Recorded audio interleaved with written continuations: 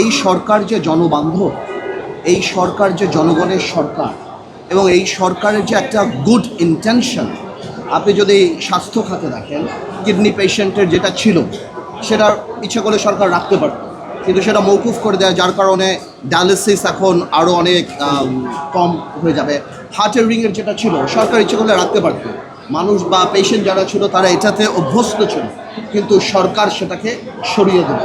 সারের ব্যাপারটা আপনি দেখেন, যাদের কৃষকের যে বেনিফিট, অন্টারপ্রেনার্সদের দেখুন যাদের যে ছিল না, নতুন যারা উদ্যোক্তা, তারপর অনলাইন যারা কন্টেন্ট ক্রিয়েটার, এরকম আরও বিভিন্ন জায়গাতে যেগুলি সরকার বা জনগণ যেগুলিতে অভ্যস্ত ছিল, ইভেন সেখান থেকেও সরকার সরে আসছে। তার মানে এর আগে তো আমরা দেখেছিলাম যে সরকারের একটা মাইন্ডসেট সাধারণ জনগণকে কিভাবে চাপের মধ্যে রাখবে, ব্যবসায়ীদের কাছ থেকে কিভাবে টাকাটা বের করবে, সেই ব্যাপারটাই ছিল। বাট আমার কাছে যে বাজেটটা আমি যেটা দেখলাম, বা আমার কাছে যেটা মনে হলো, that I look at the interest and intention of the government and that is for the people. So আমার কাছে মনে হয়েছে এটা জনগণের বাজেট, এটা জনমানুষের বাজেট, এটা গণমানুষের বাজেট, এবং এটা সকল বাংলাদেশের বাজেট। RICL TMX, যুগের পর যুগ স্থাপনা থাকে মজবুত। না, আমি কি আপনাকে আগেই বলেছি, এক্সিকিউশনের ব্যাপারটা আলাদা। You will have to give it time to find out যে সরকার কীভাবে এক্সিকিউট করে।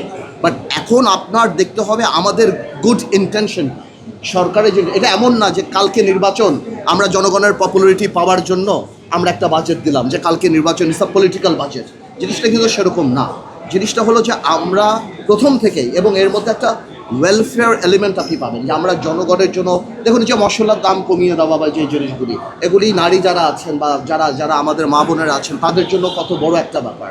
প্লাস আপনার প্রত্যেকটা ডিটেলসই যদি আপনি দেখেন, আমি মনে করি স্পেশালি স্বাস্থ্য আর শিক্ষাগত is, I think it's brilliant. এখন বাকি আল্লাহর ইচ্ছা, ইনশাআল্লাহ আল্লাহ জানেন। আপনি যখন জনগণ বছর বাজেটকে বলছেন, তখন বিরোধী দল আমরা দেখেছি তারা বিক্ষোভ মিছিল করেছে, বাজেট মানে জনমুখী নয় এই বলে। না, আমার কথা ছিল, আপনি বলতেই পারেন যে বাজেট জনমুখী না, বাট আপনার কনস্ট্রাকটিভ সমালোচনা নিয়ে তো আসতে হবে যে কেন না।